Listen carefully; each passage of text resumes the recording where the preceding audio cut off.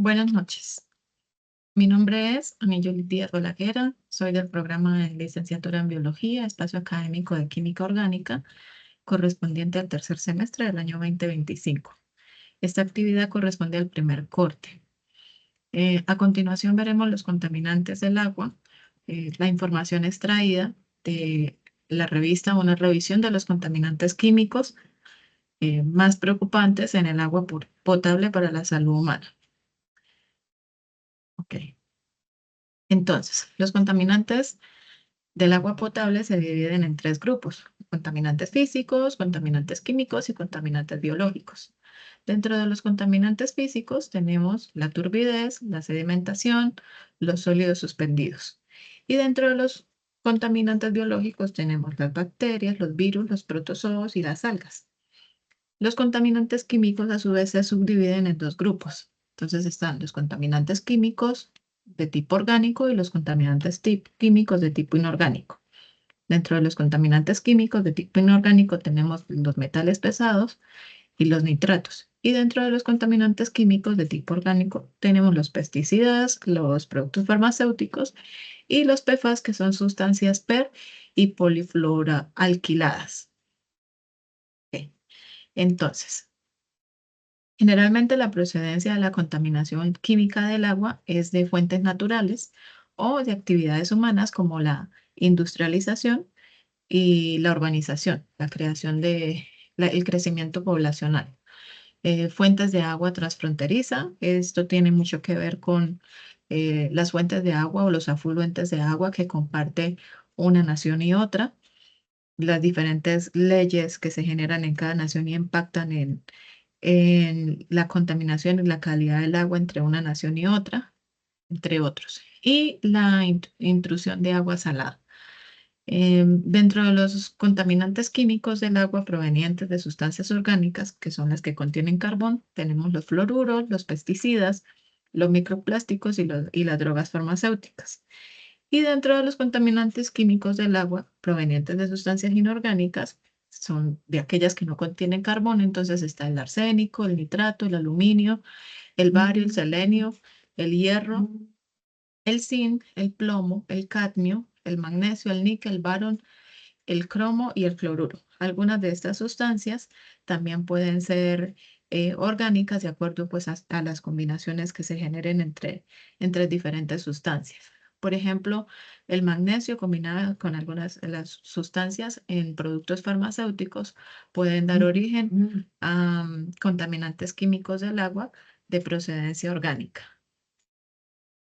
Bien, entonces dentro de los parámetros físicos y químicos del agua tenemos que los parámetros establecidos para el agua potable en términos de parámetros físicos está entonces el color, que se espera que el agua sea incolora; el olor, esperamos que el agua sea inodora; el sabor, que sea un sabor insípido; la turbidez, un máximo de 4 NTU, que indica el número de partículas suspendidas; y los sólidos disueltos, que se espera un margen óptimo de 300 miligramos por litro. Mientras que en los parámetros químicos tenemos el pH, que está entre 6.5 y 8.5; los nitratos, que la concentración no debe ser alta; la dureza, que está relacionada con el carbonato de calcio, y normalmente se establece entre 80 y 100 miligramos por litro.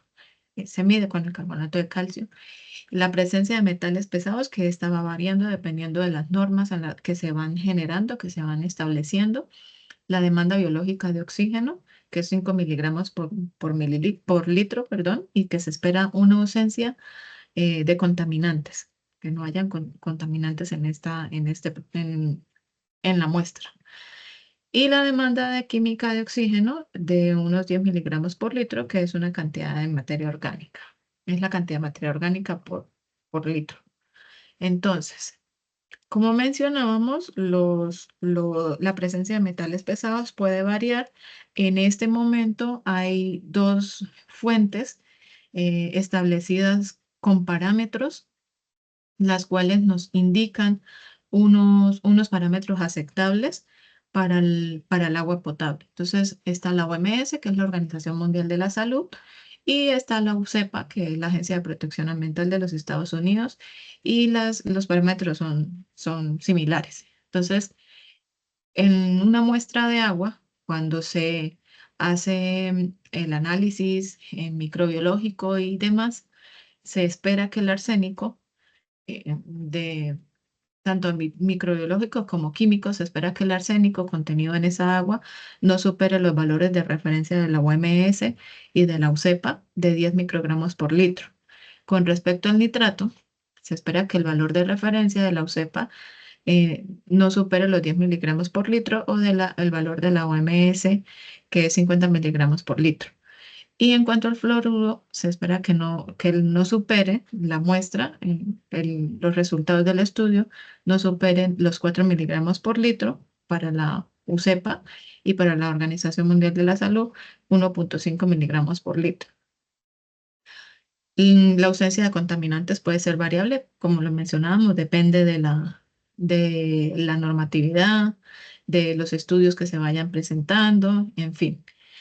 Em, en el anterior diapositiva mencionábamos la presencia de metales pesados, entonces acá tenemos la variabilidad de esos metales pesados, como sería el plomo, que entonces el plomo lo que se espera es que no supere los 10 microgramos por litro, el cobre, que se espera que no supere los 200 microgramos por litro, el níquel, que se espera que no se superen los 70 microgramos por litro, y el mercurio, que se espera que no se supere 1 microgramo por litro. Esto sería la variabilidad para los metales pesados. Bien, entonces el impacto de los compuestos que se pueden identificar en el agua, eh, este impacto que genera en el agua potable. Entonces tenemos la primera situación que es el estrés hídrico que se genera, que actualmente se encuentra en el 81,5%. ¿Qué es el estrés hídrico? Es la sobreexplotación que se genera del recurso natural. Es decir, lo que se extrae supera lo que produce la naturaleza. Entonces, ese estrés hídrico tiene un impacto pues, en el desabastecimiento y, bueno, muchas otras situaciones que se presentan con el agua.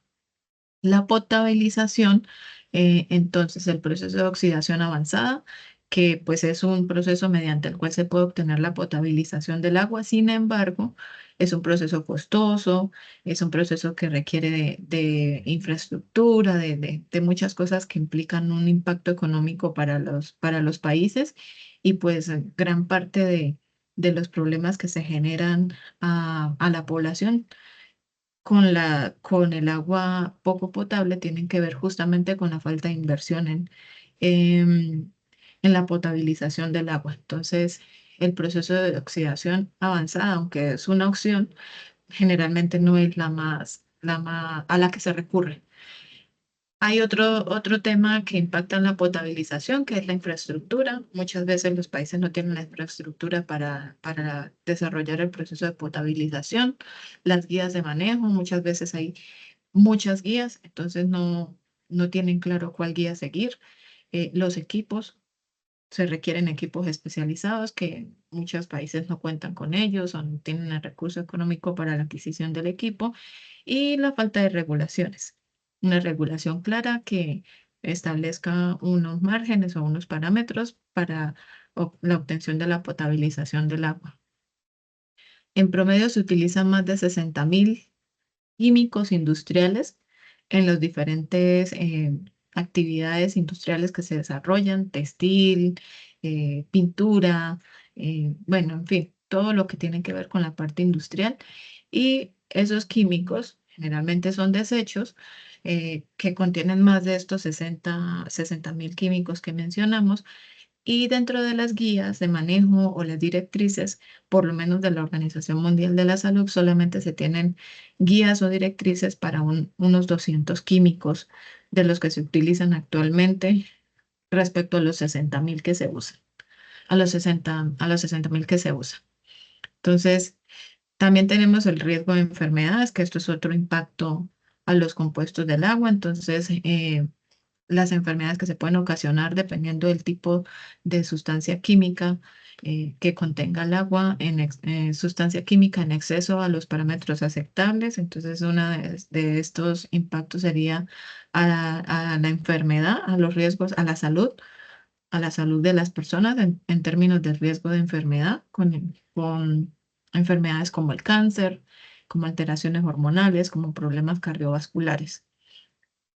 Y también hay un impacto económico, porque al no tener acceso a la potabilización del agua, entonces hay un aumento de la pobreza. Esto agrava la privación general y también a la larga genera problemas de salud pública para un país que tiene una potabilización baja del agua. Los riesgos en contaminación, entonces, ¿qué riesgos se encuentran? Como la turbidez, como el coli, los coliformes totales, química de iones mayores que exceden los límites aceptables. Los tipos de población también tienen un riesgo mayor o menor, dependiendo del tipo de población. Entonces, por ejemplo, en el caso de los bebés, que son un grupo de población que está más expuesta al agua, eh, el porcentaje de piel, la exposición al agua y la frecuencia de exposición al agua genera más posibilidad de absorción de los compuestos nocivos que puedan haber en esa agua contaminada.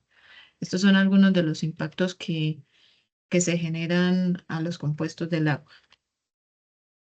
Bien, entonces esta es mi presentación para para la presentación de los compuestos contaminantes del agua, de la contaminación del agua con respecto al artículo que se trabajó en este corte. Muchas gracias.